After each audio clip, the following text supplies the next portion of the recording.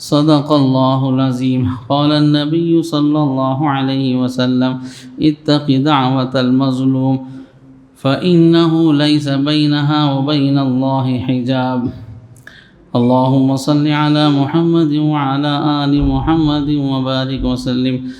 قابل احترام بزرگ و دوستو، انسان دنیا میں زندگی گزارتا ہے، اس کی ہمیشہ یہ فکر ہوتی ہے کوئی نقصان اس کے قریب نہ آئے، کسی تکلیف دہ چیز کا اسے سامنا نہ کرنا پڑے۔ جہاں سے نقصان آنے کا خدشہ ہوتا ہے وہاں کے پورے راستے بند کر دیتا ہے۔ جیسے اگر محسوس ہو کہ فلاں جگہ سے گھر میں کوئی موذی جانور آ سکتا ہے، اس راستے کو بند کر دیتا ہے۔ کہیں کھڑکی سے، کہیں دروازے کے نیچے سے اگر یہ احساس ہو کہ یہاں سے کوئی جانور آ سکتا ہے، آدمی اس راستے کو بند کرتا ہے کہ وہ نقصان سے بچ جائے۔ ایسے ہی کسی بیماری کا اگر خدشہ ہو تو پوری احتیاط کرتا ہے کہ صاحب بیماری پھیل رہی ہے، فلاں چیز کے استعمال کرنے سے، فلاں جگہ جانے سے، فلاں بے احتیاطی سے تو آدمی پورا محتاط ہوتا ہے، ہر طرح سے اپنے آپ کو بیماری سے بچانے کی کوشش کرتا ہے۔ کسی دشمن کا اگر خدشہ ہوتا ہے تو پھر اپنا راستہ بدل دیتا ہے، صاحب وہاں سے جانے سے دشمن کا خوف ہے۔ کسی درندے کا خوف ہے تو پھر آدمی اپنا راستہ بدل دیتا ہے کہ وہاں سے جائیں گے تو ہو سکتا ہے کتا حملہ نہ کر دے۔ کوئی جانور سنا ہے کہ راتوں میں پھر رہا ہے، میرے اوپر کہیں حملہ اور نہ ہو جائے، آدمی پوری احتیاط کرتا ہے۔ کاروبار میں بھی کبھی خدشہ ہوتا ہے، صاحب فلاں راستے سے، فلاں طریقے سے نقصان ہوگا، آدمی الرٹ ہوتا ہے۔ اپنے آپ کو نقصان سے بچانا انسان کی فطرت ہے۔ ہر انسان کی فطرت یہ ہے کہ اپنے آپ کو نقصان دہ اور موذی چیزوں سے بچاتا ہے آدمی۔ لیکن ایک چیز ہے جو بہت خطرناک ہوتی ہے، جس کا زہر سانپ کے زہر سے بھی خطرناک ہوتا ہے، جس کا حملہ درندے کے حملے سے بھی پاورفل ہوتا ہے۔ آدمی سانپ سے اپنے آپ کو شاید بچا لے اور درندے کے حملے سے شاید اپنے آپ کو بچا لے، مگر وہ ایک چیز ہے جو اتنی پرخطر ہوتی ہے، اگر وہ نکل جائے وہ اپنے کمان میں سے، اس سے پھر انسان بچ نہیں سکتا ہے۔ وہ ہے کسی مظلوم کی آہ لینا، کسی مظلوم کی آہ۔ اس کا زہر سانپ کے زہر سے خطرناک ہوتا ہے، شیر اور درندے کے حملے سے پرخطر ہوتا ہے، لیکن اس میں ہم احتیاط نہیں کرتے ہیں۔ مظلوم کی بد دعا سے بنی ہوئی زندگیاں بگڑ جاتی ہیں، خوشیاں غموں میں تبدیل ہو جاتی ہے، بادشاہ فقیر ہو جاتے ہیں، مالدار غریبی میں ان کی زندگی تبدیل ہو جاتی ہے، اس لیے کہ مظلوم کی جو بد دعا ہوتی ہے سیدھے ڈائریکٹ آسمان پر پہنچتی ہے۔ دعا کے پہنچنے کے لیے شرائط ہیں۔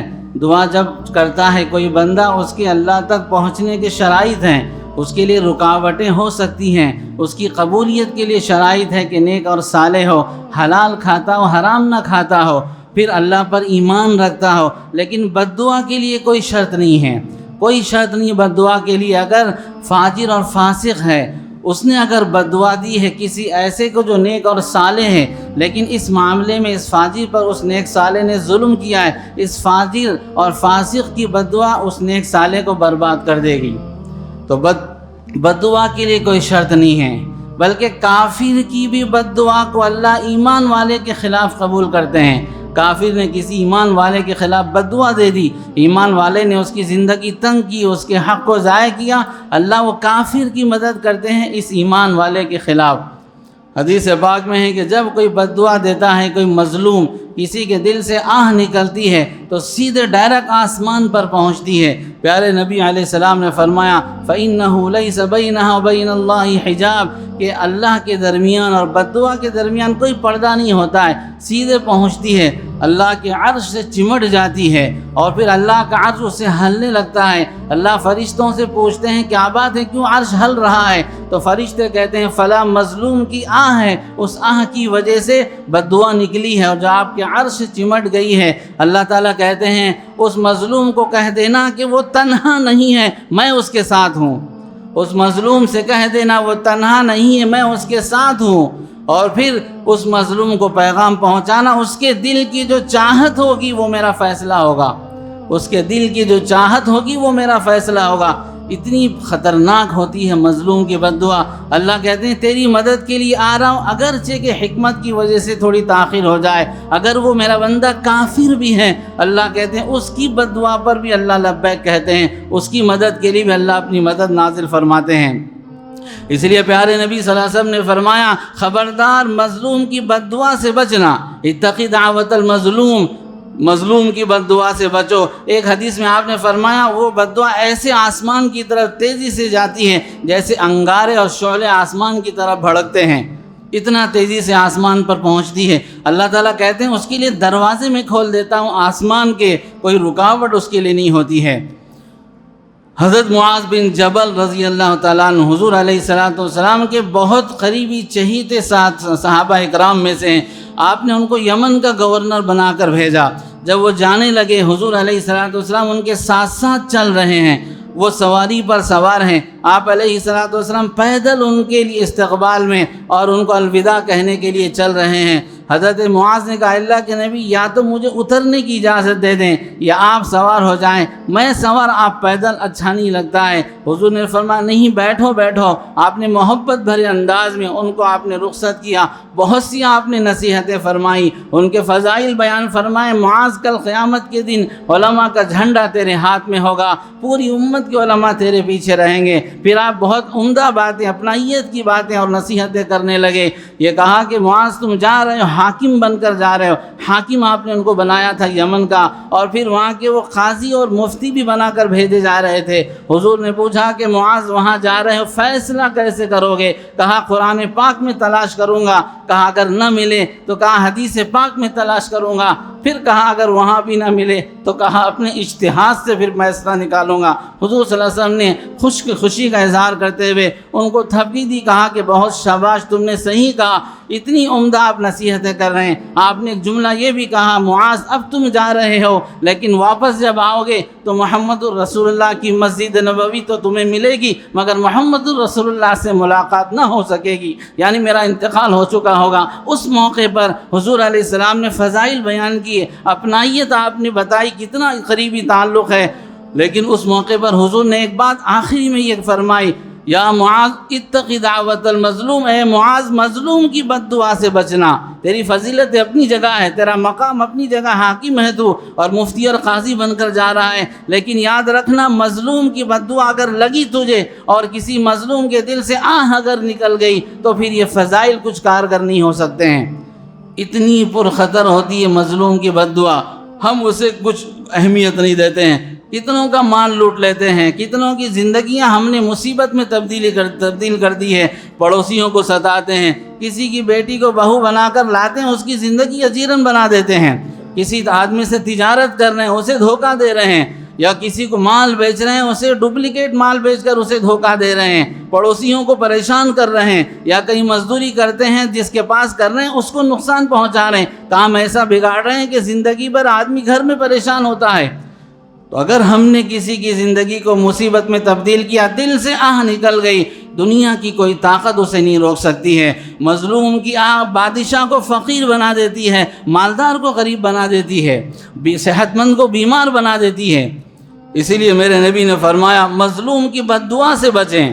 علماء نے کہا کہ مظلوم کی بد دعا ہمیشہ ظالم کو تلاش کرتی رہتی ہے، یہاں تک کہ بڑھاپے میں اس کو تلاش کرے گی، مرنے کے بعد خبر میں بھی نہیں چھوڑے گی، حشر کے میدان میں اس کا پیچھا کرتی رہے گی۔ ابو لہب کے 2 بیٹوں سے حضور علیہ السلام کی 2 لڑکیوں کا نکاح ہوا تھا، لیکن ابھی رخصتی نہیں ہوئی تھی، صرف نکاح ہوا تھا۔ حضور علیہ السلام کو ادھر نبوت ملی، آپ نے اپنی نبی ہونے کا اعلان کیا۔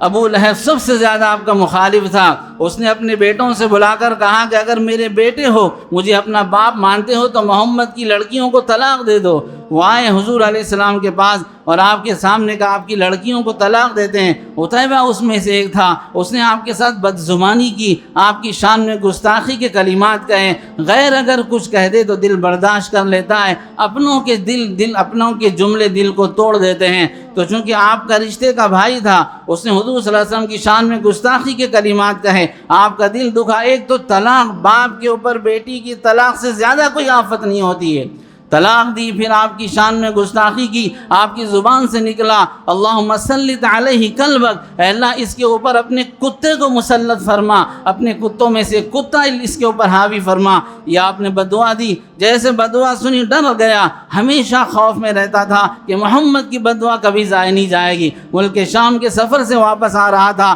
جہاں بھی پڑاؤ ڈالتا ہمیشہ یہ اس کا باپ خائف رہتے کہ محمد کی بدعا کی وجہ سے اللہ یقیناً کسی اپنے کتے کو مسلط کریں گے.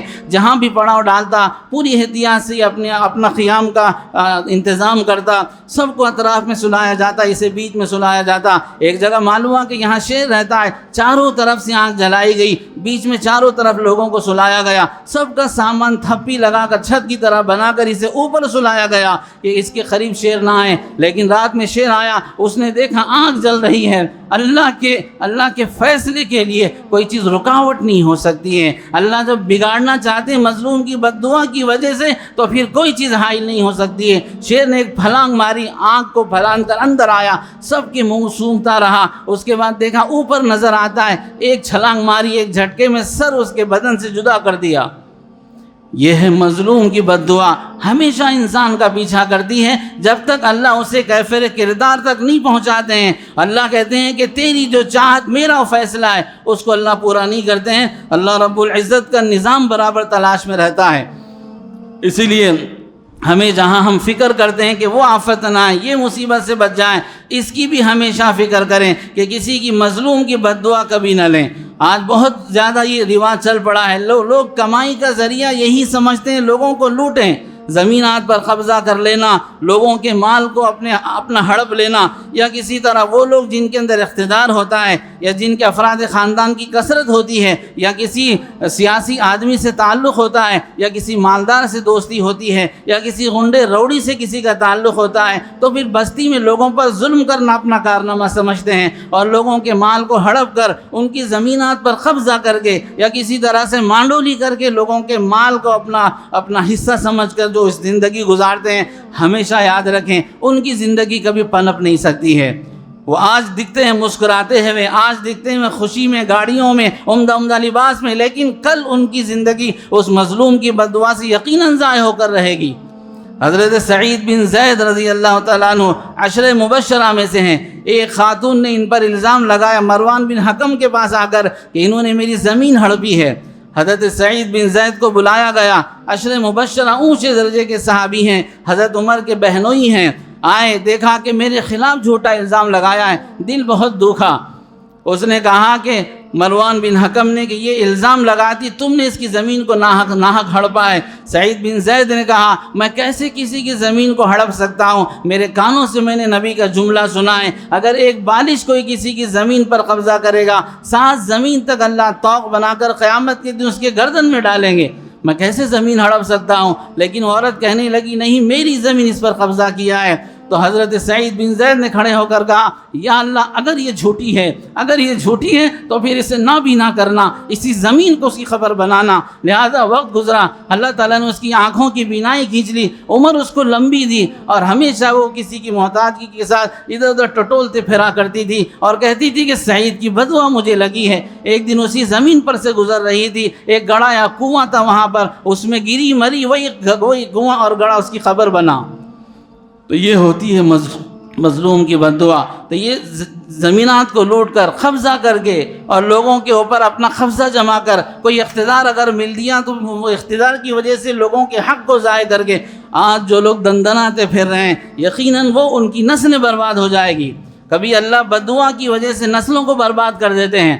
حضرت عمر رضی اللہ تعالیٰ عنہ بیٹھے ہیں، آپ نے دیکھا ایک بوڑھا نابینا ہے، لنگڑا ہے، لیکن بڑی تکلیف اور ظلم کے ساتھ اسے کھینچتے ہوئے لے جایا جا رہا ہے. حضرت عمر نے پوچھا کون ہے؟ اتنا مظلوم آدمی میں نے نہیں دیکھا، آخر کون ہے؟ تو اس کسی نے کہا یہ صبغہ کا بیٹا ہے، اسے عیاض کی بددعا لگی ہے. حضرت عمر نے کہا بلاؤ عیاض کو. عیاض بلایا گیا، پوچھا کیا معاملہ، کیا بددعا ہے؟ کہا یہ میرا چچا کا لڑکا ہے، صبغہ اس کا باپ میرا چچا تھا، 10 ان کے بیٹے تھے سبقہ کے، میرے 10 چچا زاد بھائی تھے، میں تنہا تھا، ہمارا مکان ان کے قریب تھا، میری جائیداد پر قبضہ کر لیا، میرے گھر کو لوٹ لیا، میرے مال کو لوٹ لیا، مجھے زندگی بھر ستاتے رہے، میرا ان کے علاوہ کوئی نہ تھا۔ میں نے ایک دن اللہ کے سامنے کہا یا اللہ تیرے دربار میں تو انصاف ہے، میں انصاف چاہتا ہوں۔ میں نے بددعا دی یا اللہ اس کے تمام بیٹے ہلاک ہو جائیں، ایک بیٹا بس زندہ رہے، اسے بوڑھا کر دینا، نابینا کر دینا، لنگڑا کر دینا، اور جتنا ظلم میرے اوپر کر رہے ہیں اس کا بدلہ اس پر نکالنا۔ لہذا وقت کے ساتھ ایک ایک بیٹے سب مرتے رہے، یہ ایک بیٹا باقی رہ گیا، اس کی بددعا کی وجہ سے، میری بددعا سے نابینا ہو گیا ہے، لنگڑا ہو گیا، پوری دنیا ظلم کر رہی ہے۔ اتنی پرخطر ہوتی ہے بددعا۔ اس کے لیے بہرحال آدمی جہاں بہت احتیاط کرتا ہے، صاحب اس چیز سے نقصان ہوگا، اس راستے سے نقصان ہوگا، اس ترکیب سے نقصان نہ ہو جائے، بچاؤ کا پورا سامان کرتے ہیں۔ ایک چیز یہ بھی فکر کی ہے کہ کسی کی بددعا نہ لیں، کسی کی بددعا نہ لیں۔ بہو بیٹی کسی کی بنا کر لاتے، زندگی اس کی مصیبت اور اجیرن بنا دیتے ہیں، شوہر سے اس کی زندگی خوشگوار گزارنے نہیں دیتے ہیں۔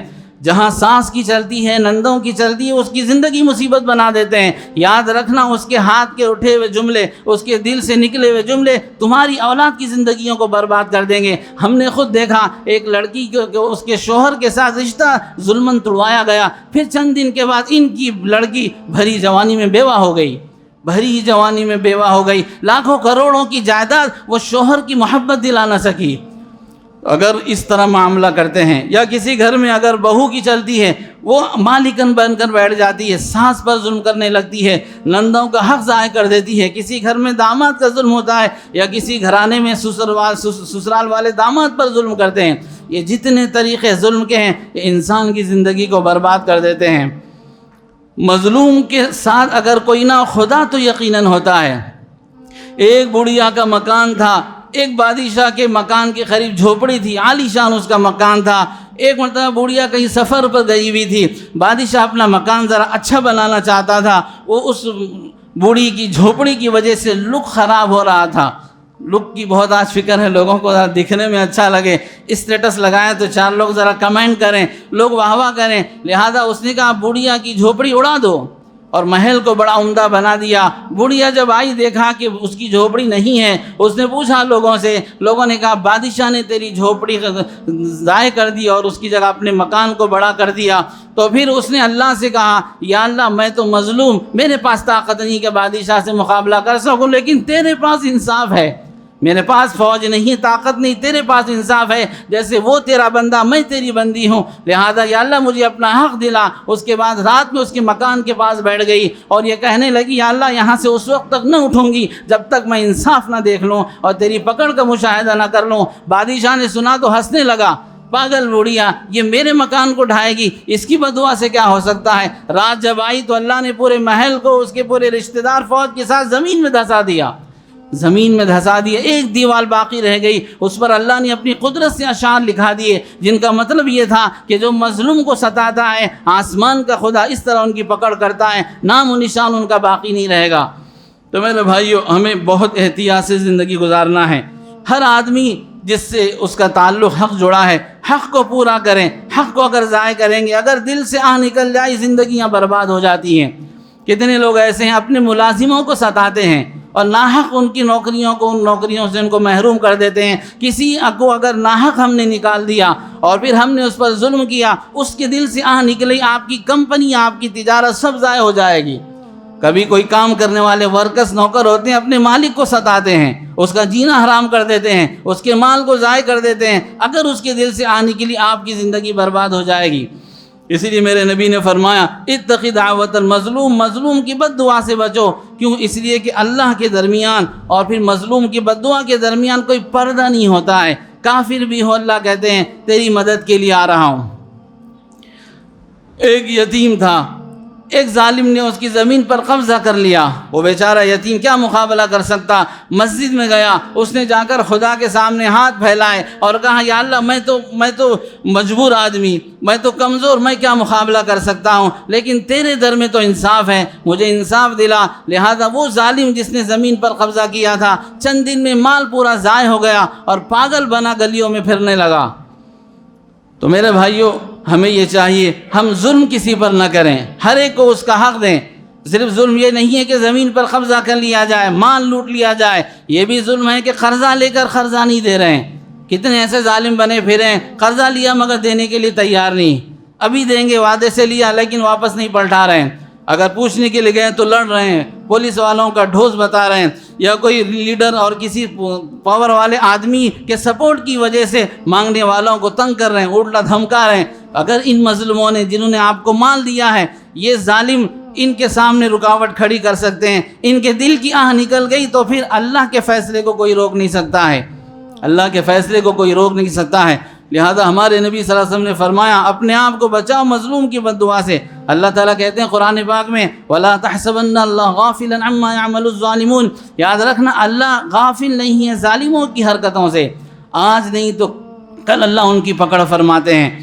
جو بغداد تباہ ہوا تھا، جہاں مسلمانوں کی سپر پاور طاقت حکومت تھی، پوری دنیا میں ان کے مقابلے میں کوئی نہیں آ سکتا تھا، کوئی ان سے لڑنا تو دور کی بات اشارہ کرنے کی طاقت نہ رکھتا تھا، لیکن ایک وقت آیا اللہ نے اینٹ سینٹ بجا دی تھی بغداد کی۔ اس کی وجوہات میں سے ایک وجہ یہ بھی لکھی ہے کہ بغداد میں چنگیز خان اس کا جو قبیلہ تھا، جیسے آج کل ہمارے پاس بنجارے ہوتے ہیں، کہیں جھوپڑی ڈال کر رہتے ہیں، کوئی ان کا مقام نہیں ہوتا ہے، کوئی ان کی حیثیت نہیں ہوتی ہے، کوئی اپنی دعوت میں ان کو نہیں بلاتا، کوئی ادب سے ان کے پاس سلام کرنے کے لیے حاضر نہیں ہوتا، سب سے گھٹیا معاشرے میں شمار ہوتے ہیں۔ چنگیز خان کا قبیلہ ویسا تھا، اس کے لوگوں نے گھوڑے بیچے، بغداد میں آ کر مسلمانوں نے گھوڑے خریدے، اس نے جب پیسے مانگے تو کہا میاں بھائی سے پیسے مانگتا ہے، میاں بھائی سے پیسے مانگتا ہے، اسے مار کر بھگا دیا۔ وہ جو گھوڑے بیچنے والے تھے چنگیز خان کے پاس گئے، ان کے قبیلے کا سردار تھا، اس سے جا کر پوری داستان سنا دی، ہمارے گھوڑے خریدے لیکن قیمت نہ دی مسلمانوں نے، ہم مطالبہ نہیں کر سکتے ہیں، آپ کچھ کرے۔ اس نے وفد کو بھیجا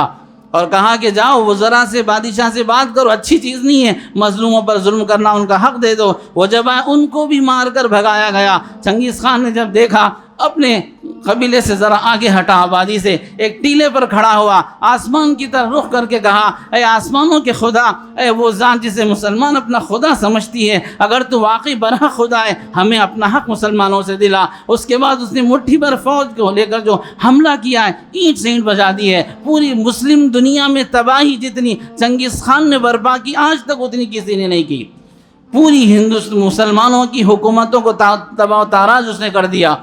بغداد میں اس کے خاندان کے ایک فرد نے 8 دن میں 17 لاکھ لوگوں کا خون بہایا ہے۔ یہ سب کیوں ہوا ہے؟ مظلوم کی بد دعا کا اثر ہے۔ مظلوم کی بد دعائیں صرف ایک فرد کو نہیں، خاندان کو بلکہ قبیلوں کو، ملکوں کو تباہ کر دیتی ہے۔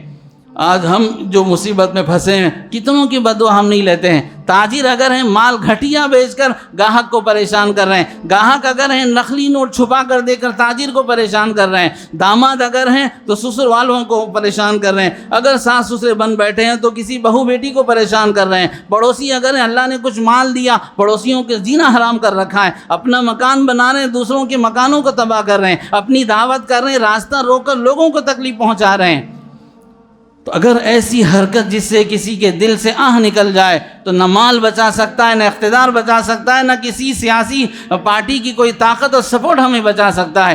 خدا کے عذاب کے مقابلے میں کوئی چیز حائل نہیں ہو سکتی ہے۔